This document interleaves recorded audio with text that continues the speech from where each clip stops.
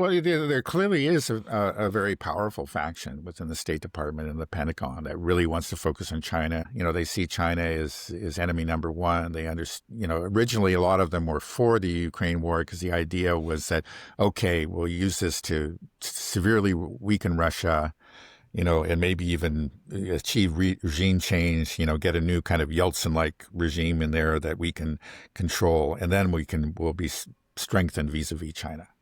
There were some that said that, we read the opinion pieces in the papers about that. Now they see that that's just not working. And so they say, well, let's just get out of here. And so, yeah, there is always that possibility. And that argument is always floating around, within the top ruling circles.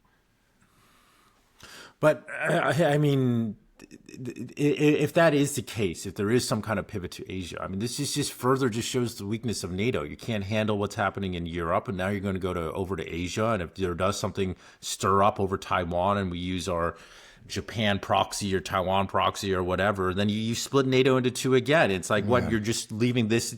The idea is just to say, Europe, you got this. That's half of NATO is you guys, right? So you handle that, and we'll handle this over here. Well, of course, it's not really NATO when we go to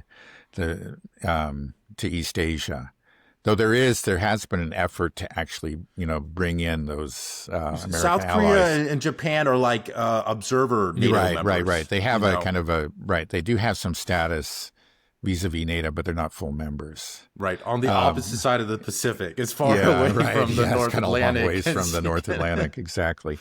But I mean, it's clear that like if the U.S. couldn't win this proxy war, then what are they thinking in Asia?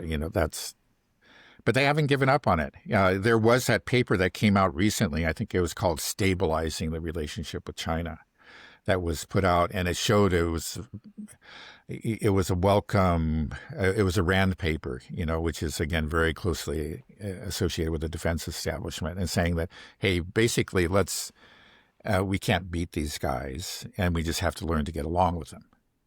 I like that plan. Yeah, no, it made a lot of sense, and so there was some excitement, like within dissident circles, when that plan appeared. But I've heard that it was just in the last couple of days that it was withdrawn. That paper, it was essentially it's been disappeared. So the China hawks are clearly still ascendant. Yeah, it is a very mainstream narrative now. This vilification of China. I see it everywhere. Yeah. Fox News is all about it. This evil Chinese. It's like it's frustrating. I mean, as somebody that's lived in China and just knows what the Chinese are like and they're about. Right. They're not out to get anybody. They've shown that they haven't. They haven't attacked anybody since 1979. There was that what was it, a 1 month, 2 month war against Vietnam. That was it. It is silly. Again, you don't have to like the Chinese government. This is the problem, again, with, substituting, replacing realism with morality. You have this morality that's unmoored from unmoored from the reality. And that just leads us into deep trouble. Oh, these evil Chinese, we disapprove of what they do here. They disapprove. Again, so much of this is exaggerated, and it's not. You have to look at the whole country and experience the people in balance. And by and large, the people there, as are I would say happier with their government than our people are. Definitely. Happier with their government. Right. You don't have to like them. There are all kinds of reasons why you might disagree with Chinese policies. But look, they're a superpower. That's a fact. And you just can't pretend that they're not. And they're going to have influence in their neighborhood that you cannot, in the long run, I think even in the short run, you really can't counteract. There was a time when you could, you could have this very moralistic view because you did have this supreme power. That's one thing I think maybe that's the problem, is that we've been this supreme power for such a long time. Or for decades after World War II, where we didn't, with the exception of the Soviet Union, but let's say vis-a-vis China, certainly, throughout that time, we were so much more powerful than them that we could afford to kind of indulge in this, in in displays of moral purity. Let's just put it that way, because we didn't really, we could steam through the Taiwan Strait, and there was nothing the Chinese back then could do about it. But this day they could easily sink one of those ships. They could sink our whole fleet over there. And I think that I just have to say, all right, I don't like them, but they could sink my whole fleet. They're a superpower. That's their neighborhood. We have to just respect that, and behave accordingly and learn to get along with them. That's realism is in the end, I think, much more moral than idealism, the ideologically driven foreign policy. Do you expect anything to kick off over there in East Asia, over Taiwan? There's always the possibility, a lot of, again, people have been talking about it for decades. I lived back in Taiwan back in the 1980s, and people would talk about it. So that was a long, long time ago. I think back then there was no chance. China was still so much weaker militarily than the U.S. that they wouldn't attempt it. But again, the tables have turned, and the Chinese clearly are more powerful in that part of the world. They really could sink our whole fleet. Now they have shown tremendous patience. They do say that Taiwan must return to them, but they I think clearly would prefer to do it diplomatically through negotiations, and they're going to pursue that. But if they feel like all their efforts are exhausted, and maybe we can compare it to what happened with Minsk, the Russians spent basically 8 or 7 years waiting for Minsk to be implemented, and there was no effort. And then we know what happened. If they feel like all diplomatic efforts are exhausted, and especially if the Taiwanese government crosses that red line and declares independence, I think they will act. Now, I've heard again people say who actually know quite a bit about China say that they think that'll never happen. They got their eyes focused on the bottom line, on trade and whatever, and this would be harmful and this would be bloody, but I think there's maybe two things that we need to look at right there. So first of all, this is something that's for them is really emotional. I talked about the century of humiliation, and this is sort of like a vestige of that. It's just a part they look at and they see Taiwan basically under foreign control, like in the pockets of the U.S. And that's like the last part of that century of humiliation that is still on Chinese territory. And they do want it to end. I think it's something that's very visceral to them. And I think a lot of outsiders don't understand that. And then also, it's just that things have changed. Not only have they become militarily much more powerful, to the point where they clearly they would win a war, fought there right along their coast, their southern coast. But also, they're economically so much more powerful that the threat of, let's say, of some sort of loss of trade with the U.S.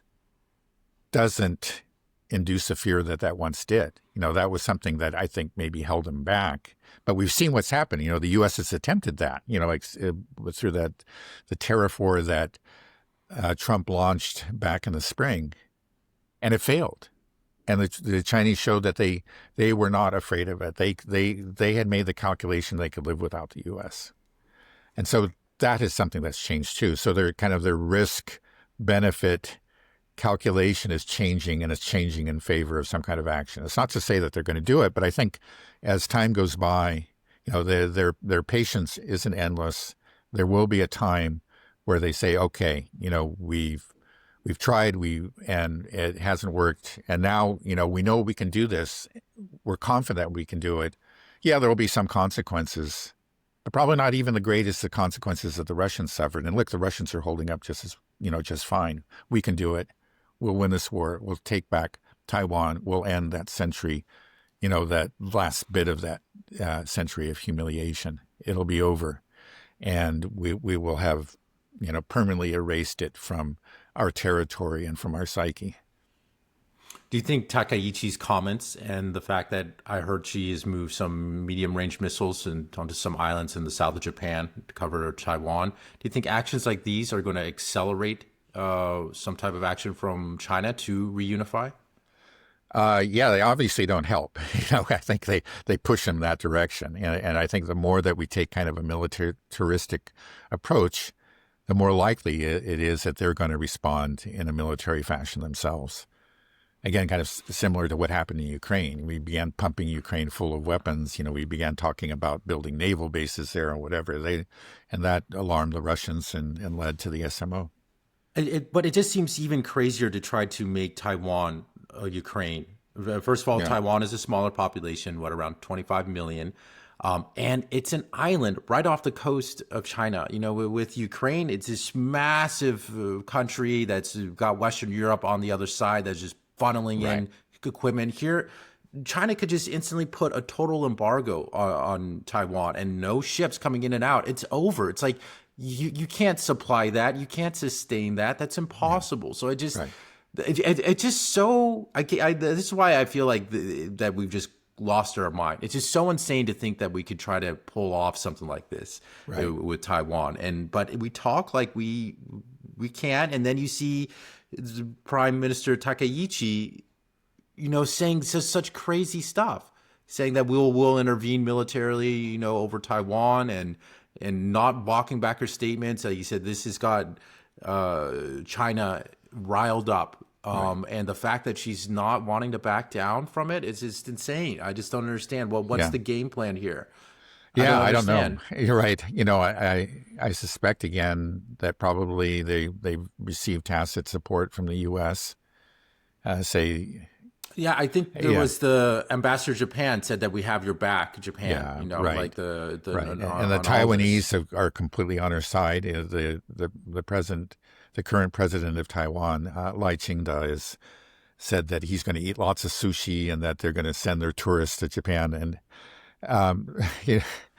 a lot of Taiwanese have to be upset, making fun of that and say, "Wait, I'm sorry, but look, this is just not realistic. We cannot, we cannot compensate for the losses that they're going to be suffering.